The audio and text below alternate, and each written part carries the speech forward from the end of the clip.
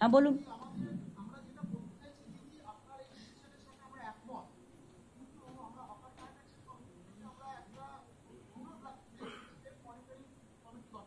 আরে আপনি তো হকার নেই, আপনি হকারের ম্যাটার জানেন না, আপনি চুপ করুন 1 মিনিট। আরে ভাই বলতে দিন না দিদি, ব্যাপারটা 1 সেকেন্ড চুপ বলো।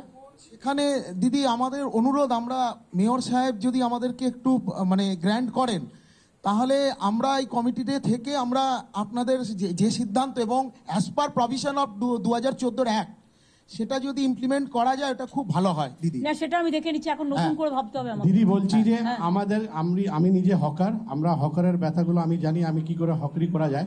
আমি শুধু 3 মাস সময় চাই।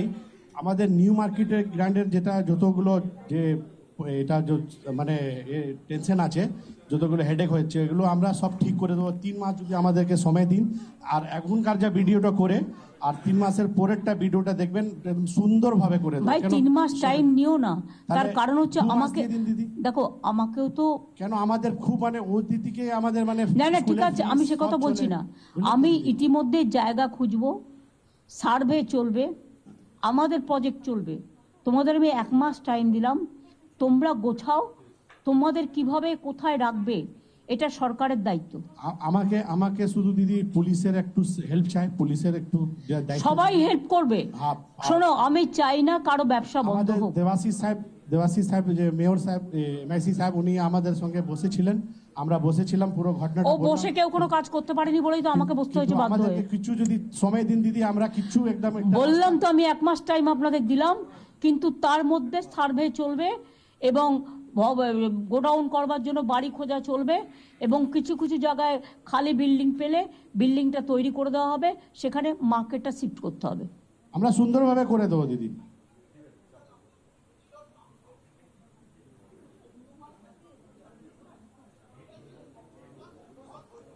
এই যে আপনি একটা প্রপোজাল দিলেন, এটা রেখে দিক, দেখে নাও।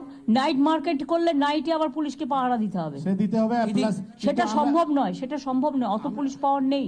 আমরা দিদি যেখানে বসি তো সেখানে সুন্দরভাবে করে দেবো। একটু তো ভুলভাল হয়েছে, চড়াফড়া করে দিয়েছে, একটু সুযোগ পেয়েছে সব। না না, বাইরের লোক এসে বসে যাচ্ছে টাকা দিয়ে, একটা ডালার জায়গায় 4টে ডালা লাগাচ্ছে। কিন্তু দিদি এটা হয়েছে আমাদের hawker, I am the 41 years আমরা ওইখানে বসে হক করেছি, কিন্তু এইখানে আমাদেরকে ভ্যান্ডিং কমিটিতে হকারদেরকে যারা এত পুরনো তাদেরকে না রেখে, আর এইসব অন্য এখানে সংগঠন যারা করেছে, আমরা তার বিরুদ্ধে আছি। না হলে আপনি এমন একটা সাজেস্ট আজকে দিয়েছেন দিদি, এইটা আমরা মাথা পেতে আর ওইরকমই করব।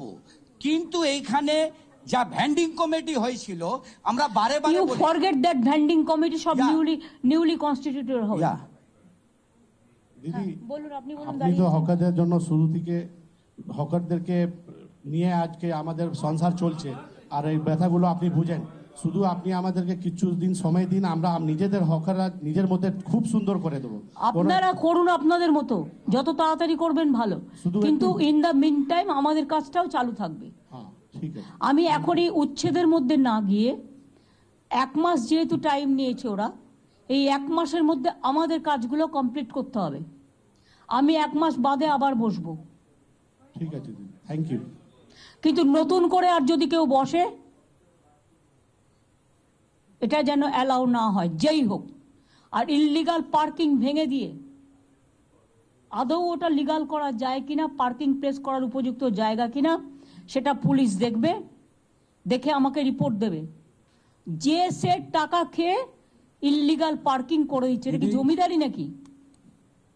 দিদি একটা কথা আমরা বলছি, আমাদের এখানে যতগুলো আছে সব হকার, নিউ মার্কেট হকার কমিটির লোক, সব ইউনিয়নের লোক, কিন্তু শক্তিদা এখানে ইউনিয়নের লোক না, ওখানের শক্তিদা ওখানে ভাই ঠিক আছে, সিপিএম করে, সিপিএম এর লোক শক্তিদা।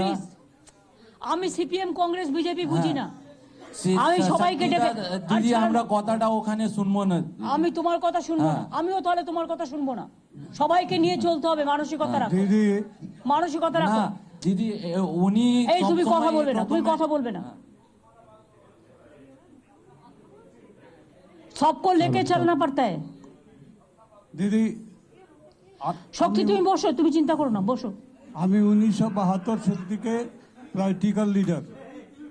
আমি যে এলাকার হকার নয় সে অন্য এলাকায় ইন্টারফেয়ার করবেন না। লেট দেম সেটেল ইট লোকালি।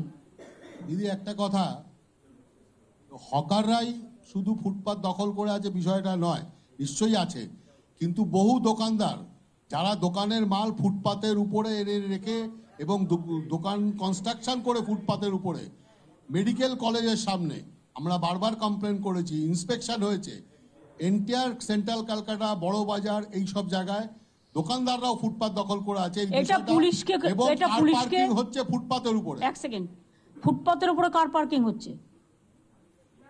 স্টেট বলে দাও, এটা কারো জমিদারি নয়। কার পার্কিং ইললিগাল গুলো ভেঙে দিয়ে কোথায় কোথায় লিগাল করা যায় সেটা দেখো। সম্পন্ন যে স্টাইলে হয়েছে সেই স্টাইলে আর 5-7টা যদি হয়ে যায় তাহলে তোমার এই পার্কিং প্রবলেমটা সলভ হয়ে যাবে। আর ইললিগাল পার্কিং যেগুলো হয়েছে ওগুলো ভেঙে দাও, দেখে নাও কারা কারা করেছে, কাকে টাকা দিয়ে করেছে। আমি যদিও ডিটেলসটা জানি সেজন্য তোমাদের বলছি, দেখে নাও। যদি উপযুক্ত জায়গা হয়, অন্য কিছু ডিস্টার্ব না হয়, সেখানে লিগালি আমরা করে দেবো। আমি তাকে ইলিগাল করে টাকা কালেকশন করতে দেবো কেন? আর একটা আমার লাস্ট কথা আছে, হকার সংখ্যা মোট সারা বাংলায় কত আছে? আমি কিন্তু প্রত্যেকটা district town same policy apply করবে। লোকাল হকাররা ডিসিশন নিয়ে রাস্তা ক্লিয়ার করবেন। আমি 1 মাস আপনাদের টাইম দিলাম, আমরা কেউ ভাঙতে যাব না, উচ্ছেদ করতে যাব না, লোকালি কথা বলে নিজেদের মধ্যে ঠিক করবেন। বাদ বাকি ববি যে স্টল করেছে কর্পোরেশনে, সেই স্টলটা আরেকটু আপডেট করে সবাইকে সব মিউনিসিপ্যালিটিতে একই রকম দেবে, যাতে সবাই একটা মাথা রাখার জায়গা পায়। আর একটা গোডাউন থাকবে, যে গোডাউনটায় রাতে সেই জিনিসগুলো তুলে রাখতে পারবে, সেটা খুব একটা বেশি দূরে যেন না হয়। তার জন্য দরকার হয় 4-5টা ওই কাঠের যে ভ্যান গাড়িগুলো পাওয়া যায় সাইকেল দিয়ে, সেগুলো রেখে দেবে, তাতে করে নিয়ে যাবে, নিয়ে গিয়ে রেখে দেবে, নাম্বারিং করে দিবি। ঠিক আছে। আর র্যাক পিকার আমি এর আগে যখন আপনারা 2025 ফেব্রুয়ারি সেই আপনাকে 25 এগুলো আসেনি। মানা হয়ে গেছে। আমি স্বচ্ছ ভাবমূর্তি আপনার যা নির্দেশ দিয়েছেন প্রশাসন এবং মেয়র সাহেব এবং দেবাশিস কুমার ডেপুটি মেয়র সকলে আমরা স্বচ্ছ এই ভাবমূর্তি। শোনো, এরা যদি করতেই পারতো তাহলে আজকে আমাকে আর তোমাদের নিয়ে বসতে হতো না। সরি, তোমরা করতে পারোনি, তোমরা ফেল করেছো, তাই আজকে আমাকে বসতে হচ্ছে। হ্যাঁ বলুন। দ্বিবেদী, তোমার বড় বাজারকে সামলাও। আমি সামলাবো। তার কারণ হচ্ছে আগুন লেগে গেছিল, আমি ববি টবি আমরা 4 দিন বসেছিলাম ওই বাড়িটার নিচে।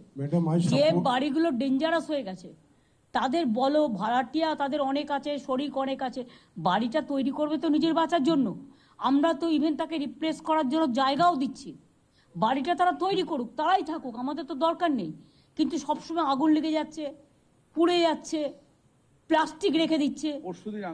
পরশুদিনও আগুন লেগেছে, এটা বন্ধ করো। তোমরা বড় বাজার কমিটি আলাদা করে বসো। ম্যাডাম আমি সাপোর্ট করছি, আপনি যেভাবে, আর এটা সিপি নিজে দায়িত্ব নেবে। ম্যাডাম যেভাবে আপনি ভেবেছেন খুবই সুন্দরভাবে, কিন্তু ব্যবসায়ীদের অবস্থা খুবই খারাপ, স্পেশালি নিউ মার্কেট এরিয়া যেভাবে কনজেস্টেড। আপনি কয়েকদিন আগে একটা কাস্টমারের সঙ্গে যা ব্যবহার করা হয়েছে, একটা মেয়ে ছেলের উপরে গরম জল ফেলে দেওয়া হয়েছে, এগুলি যদি না, আমাকে তো সেফটি সিকিউরিটিও দেখতে হচ্ছে, তার জন্যই তো আজকে বসেছি আপনাদের সাথে। আমাদের দরকার যেভাবে আপনি এটা হবে না, করা উচিত, সিস্টেম মেনটেন করে চলতে হবে। Each and every market is ঘের আউট, কোনো যা ingress outgress of the customer is totally blocked. তো এগুলি না দেখলে আপনি প্রথম যে ধর্মতলা ব্লক করা যাবে না। আমরা একটাই প্রোগ্রাম বছরে করি, সেটা হচ্ছে 21শে জুলাই। যেহেতু ওখানে অনেকগুলো ডেড বডি রক্ত পড়ে আছে, কোর্ট তো আমাদের জন্য দিয়ে দিল আবার সিপিএমকে, আবার বিজেপিকে। কোর্টের তো এটা আমাদের বলবে যে ওখানে আমার 13টা ছেলে খুন হয়েছিল বলে ওই স্পটটা আমি করি। খাদ্য আন্দোলনের স্পটে প্রতি বছর তারা প্রোগ্রাম করে, আমি তো বাধা দিই না। তাই বলে সবাইকে অ্যালাউ করে দিতে হবে? তাহলে রাস্তাটা চলবে কোত্থেকে? হাইকোর্টের সামনে যদি হকার বসে যায় 500টা টিম নিয়ে, তাহলে কি হাইকোর্টের লোক যাতায়াত করতে পারবে? তোমার লালবাজারের সামনে যদি বসে যায় যাতায়াত করতে পারবে না? নবান্নর ভেতরে ঢুকেও মিটিং করার পারমিশন হয়ে যাচ্ছে। এটা বুঝতে হবে, এটা পলিটিক্যাল ব্যাপার নয়। এর মধ্যে অনেক সেন্সিটিভিটি আছে। অভিষেকের একবার রাজভবনের সামনে ধর্ণা দিয়েছিল, সেটা তখন 144 ছিল না, নর্থ গেটে যেটা করেছিল। যারা আজকে ইস্যুটা তুলে রাজনীতি করার চেষ্টা করছে, যা করব আমরা সবই তাদের করতে হবে। দিল্লিতে কাউকে বসতে দেয়? এমনকি পার্লামেন্টে ভোটে, স্পিকার ইলেকশনে ভোট চাইলে ভোটও দিতে দেয় না। আজকে জেতার পরেও 1 মাস ধরে আমার এমএলএরা বসে আছে, গভর্নর ওত দিতে দিচ্ছে না। মানুষ সিলেক্ট করেছে, ওনার কি অধিকার আছে তাদের ওত দিতে না দেওয়ার? উনি স্পিকারকে অথরাইজ করবেন, ডেপুটি স্পিকারকে অথরাইজ করবেন, না হলে নিজে অ্যাসেম্বলিতে যাবেন। ওনার রাজভবনে কেন সবাই যাবে? রাজভবনে যা কীর্তি কেলেঙ্কারি চলছে, তাতে মেয়েরা যেতে ভয় পাচ্ছে, আমাকে কমপ্লেন করেছে। দিদি আপনি পারমিশন দিলে একটা কথা বলবো? তুমি তো বলে দিয়েছো অলরেডি, না, তোমার নামও আমার মুখস্থ হয়ে গেছে, বসে বলো। না আর কিছু বলার দরকার নেই। আমি আর একটা কথা ভাব